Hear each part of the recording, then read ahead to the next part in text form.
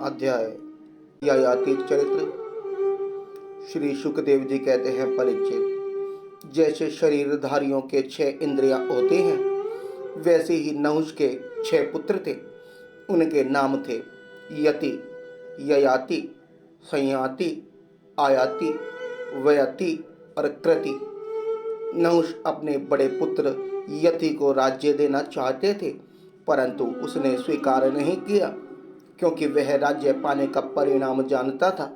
राज्य एक ऐसी वस्तु है कि जो उसके दांव पेच और प्रबंध आदि में भीतर प्रवेश कर जाता है, वह अपने आत्म स्वरूप को नहीं समझ सकता।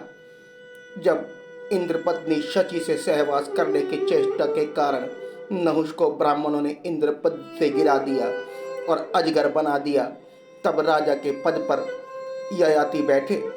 ययाति ने अपने 4 छोटे भाइयों को 4 दिशाओं में नियुक्त कर दिया और स्वयं शुक्राचार्य की पुत्री देवयानी और दैत्यराज वर्षपर्वा की पुत्री शर्मिष्ठा को पत्नी के रूप में स्वीकार करके पृथ्वी की रक्षा करने लगा।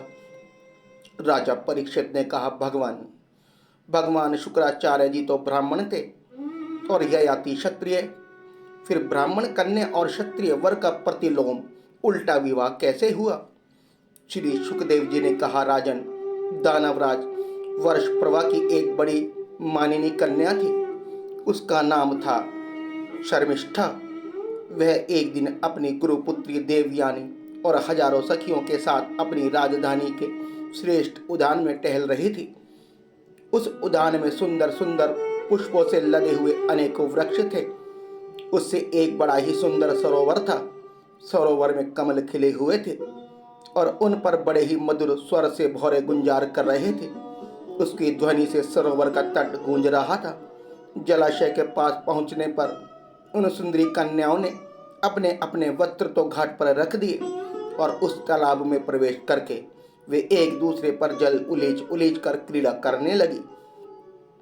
उसी समय उधर से पार्वती जी के साथ बैल पर चढ़े हुए भगवान शंकर आ निकले। उनको देखकर सबकी सब कन्याएं संकुचा गई और उन्होंने झटपट सरोवर से निकलकर अपने अपने वस्त्र पहन लिए। शीघ्रता के कारण शर्मिष्ठा ने अनजाने में देवयानी के वस्त्र को अपना समझकर पहन लिया। इस पर देवयानी क्रोध के मारे आग बबूला हो गई। उसने कहा, अरे देखो तो सही, इस दासी ने कितना अनुचित काम कर डाला। राम राम, जैसे कुतिया यज्ञ का हविष्य उठा ले जाए, वैसे ही इसने मेरे वस्त्र पहन लिए हैं। जिन ब्राह्मणों ने अपने तपोबल से इस संसार की सृष्टि की है, जो परम पुरुष परमात्मा के मुख रूप हैं, जो अपने हृदय में निरंतर ज्योतिर्मय परमात्मा को धारण किए रहते हैं, और जिन्होंने संपूर्ण प्राणियों के कल्याण के लिए वैदिक मार्ग का निर्देश किया है, बड़े बड़े लोकपाल तथा देवराज इंद्र, ब्रह्मा आदि भी जिनके चरणों की वंदना और सेवा करते हैं, और तो क्या, लक्ष्मी जी के एकमात्र आश्रय परम पावन विश्व आत्मा भगवान भी जिनकी वंदना और स्तुति करते हैं, उन्हीं ब्राह्मणों में हम सबसे श्रेष्ठ भृगुवंशी हैं। और इसका पिता प्रथम तो असुर है, फिर हमारा शिष्य है। इस पर भी इस दुष्ट ने जैसे शूद्र वेद पढ़ ले, उसी तरह हमारे कपड़ों को पहन लिया है।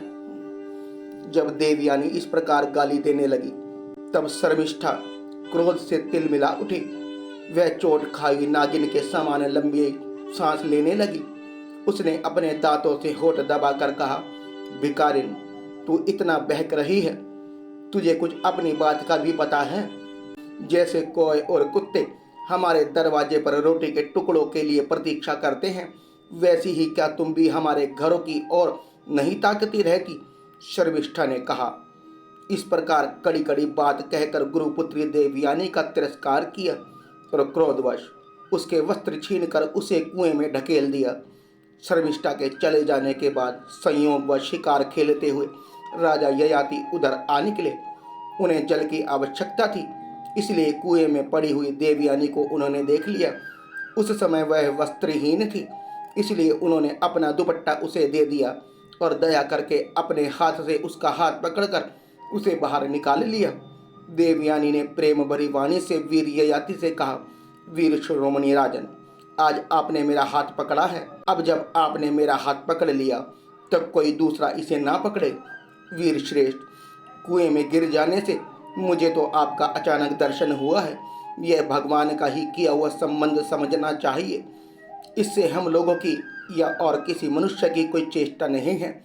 वीर श्रेष्ठ, पहले मैंने बृहस्पति के पुत्र कच्छ को शाप दे दिया था, इस पर उसने भी मुझे शाप दे दिया। इसी कारण ब्राह्मण मेरा पणि ग्रहण नहीं कर सकता। ययाति को शास्त्र प्रतिकूल होने के कारण यह संबंध अभिष्ट तो ना था, परंतु उन्होंने देखा कि प्रारब्ध के स्वयं ही मुझे यह उपहार दिया है और मेरा मन भी इसकी ओर खिंच रहा है, इसलिए ययाति ने उसकी बात मान ली। वीर राजा ययाति जब चले गए तब देवयानी रोती पीटती अपने पिता शुक्राचार्य के पास पहुंची और शर्मिष्ठा ने जो कुछ किया था वह सब उसे कह सुनाया। शर्मिष्ठा के व्यवहार से भगवान शुक्राचार्य जी का भी मन उचट गया। वे पुरोहिताई की निंदा करने लगे। उन्होंने सोचा कि इसकी अपेक्षा तो खेत या बाजार में कबूतर की तरह कुछ बीन कर खा लेना अच्छा है। अतः अपनी कन्या देवयानी को साथ लेकर वे नगर से निकल पड़े। जब वर्ष पर्व को यह मालूम हुआ तो उनके मन में यह शंका हुई कि गुरुजी कहीं शत्रुओं को जीत ना करा दे अथवा मुझे शाप ना दे दे। अतः वे उनको प्रसन्न करने के लिए पीछे पीछे गए और रास्ते में उनके चरणों पर सिर के बल गिर गए। भगवान शुक्राचार्य जी का क्रोध तो आधे ही क्षण का था। उन्होंने वर्ष पर्व से कहा, राजन, मैं अपनी पुत्री देवयानी को नहीं छोड़ सकता, इसलिए इसकी जो इच्छा हो तुम पूरी कर दो, फिर मुझे लौट चलने में कोई आपत्ति नहीं होगी। जब वर्ष पर्व ने ठीक है कहकर उनकी आज्ञा स्वीकार कर ली तब देवयानी ने अपने मन की बात कही। उसने कहा, पिताजी, मुझे जिस किसी को दे दें और मैं जहाँ जहाँ कहीं जाऊँ शर्मिष्ठा अपनी सहेलियों के साथ मेरी सेवा के लिए वहीं चले। शर्मिष्ठा ने अपने परिवार वालों का संकट और उनके कार्य का गौरव देखकर देवयानी की बात स्वीकार कर ली। वह अपनी 1000 सहेलियों के साथ दासी के समान उसकी सेवा करने लगी। शुक्राचार्य जी ने देवयानी का विवाह राजा ययाति के साथ कर दिया और शर्मिष्ठा को दासी के रूप में देकर उनसे कह दिया, राजन, इसको अपनी सेज पर कभी ना जाने देना। परीक्षित, कुछ ही दिनों बाद देवयानी पुत्रवती हो गई। उसको पुत्रवती देखकर एक दिन शर्मिष्ठा ने भी अपने ऋतु काल में देवयानी के पति ययाति से एकांत में सहवास की याचना की। शर्मिष्ठा की पुत्र के लिए प्रार्थना धर्म संगत है। यह देखकर धर्मज्ञ राजा ययाति ने शुक्राचार्य की बात याद रहने पर भी यही निश्चय किया कि समय पर प्रारब्ध के अनुसार जो होना होगा हो जाएगा। देवयानी के 2 पुत्र हुए, यदु और त्रवसु, और वर्ष पर्वा की पुत्री शर्मिष्ठा के 3 पुत्र हुए, दुहु, अनु और पुरु। जब देवमानिनी देवयानी को भी यह मालूम हुआ कि शर्मिष्ठा को भी मेरे पति के द्वारा ही गर्भ रहा था, तब वह क्रोध से बेसुध होकर अपने पिता के घर चली गई। कामी ययाति ने मीठी मीठी बातें, अनुनय, विनय और चरण दबाने आदि के द्वारा देवयानी को मनाने की चेष्टा की। उसके पीछे पीछे वहां तक गए भी परंतु मना ना सके। शुक्राचार्य ने जी भी क्रोध में भरकर ययाति से कहा, तू अत्यंत स्त्री लंपट, मंदबुद्धि और झूठा है। जा तेरे शरीर में वह बुढ़ापा आ जाए जो मनुष्य को कुरूप कर देता है। ययाति ने कहा, ब्राह्मण, आपकी पुत्री के साथ विषय भोग करते करते अभी मेरी तृप्ति नहीं हुई है। इस शाप से तो मुझे आपकी पुत्री का भी अनिष्ट ही है। इस पर शुक्राचार्य जी ने कहा, अच्छा जाओ, जो प्रसन्नता से तुम्हें अपनी जवानी दे दे उससे अपना बुढ़ापा बदल लो।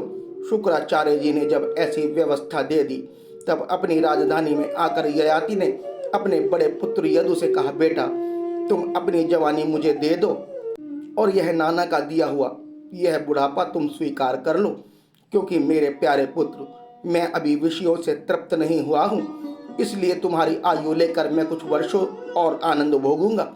यदु ने कहा, पिताजी, बिना समय के ही प्राप्त हुआ आपका बुढ़ापा लेकर तो मैं जीना भी नहीं चाहता, क्योंकि कोई भी मनुष्य जब तक विषय सुख का अनुभव नहीं कर लेता तब तक उसे उससे वैराग्य नहीं होता।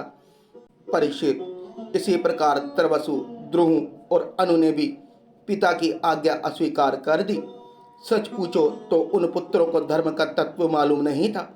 वे इस अनित्य शरीर को ही नित्य मान बैठे। अब ययाति ने अवस्था में सबसे छोटे किंतु गुणों में सबसे बड़े पुत्र को पुरु को बुलाकर पूछा, कहा, बेटा, अपने बड़े भाइयों के समान तुम्हें तो मेरी बात नहीं टालनी चाहिए। पुरु ने कहा, पिताजी, पिता की कृपा से मनुष्य को परम पद की प्राप्ति होती है। वास्तव में पुत्र का शरीर पिता का ही दिया हुआ है। ऐसी अवस्था में ऐसा कौन है जो इस संसार में पिता के उपकारों का बदला चुका सके। उत्तम पुत्र तो वह है जो पिता के मन की बात बिना कहे ही कर दे। कहने पर श्रद्धा के साथ आज्ञा पालन करने वाले पुत्र को मध्यम कहते हैं। जो आज्ञा प्राप्त होने पर भी अश्रद्धा से उसका पालन करे वह अधम पुत्र है। और जो किसी प्रकार भी पिता की आज्ञा पालन नहीं करता उसको तो पुत्र कहना ही भूल है। वह तो पिता का मलमूत्र ही है। परीक्षित, इस प्रकार कहकर पुरु ने बड़े आनंद से अपने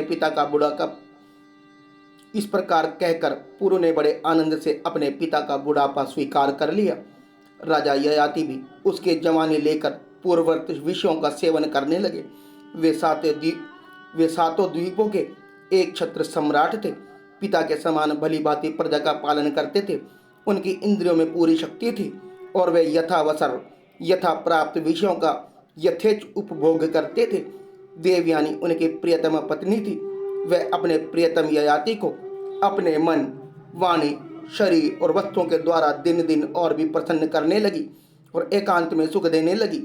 राजा ययाति ने समस्त वेदों के प्रतिपाद सर्वदेव स्वरूप यज्ञ पुरुष भगवान श्री हरि का बहुत से बड़ी बड़ी दक्षिणा वाले यज्ञों से यजन किया। जैसे आकाश में दल के दल बादल दिखते हैं और कभी नहीं भी दिखते, वैसे ही परमात्मा के स्वरूप यह जगत स्वप्न, माया और मनोरज्य के समान कल्पित है। यह कभी उनके नाम और रूपों के रूप में प्रतीत होता है और कभी नहीं भी।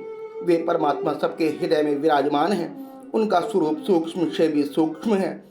उनकी सर्वशक्तिमान सर्वव्यापी भगवान श्री नारायण को अपने हृदय में स्थापित करके राजा ययाति ने निष्काम भाव से उनका यजन किया। इस प्रकार 1000 वर्ष तक उन्होंने अपने उच्छल इंद्रियों के साथ मन को जोड़कर उसके प्रिय विषयों को भोगा, परंतु इतने पर भी चक्रवर्ती सम्राट ययाति की भोगों से तृप्ति ना हो सकी।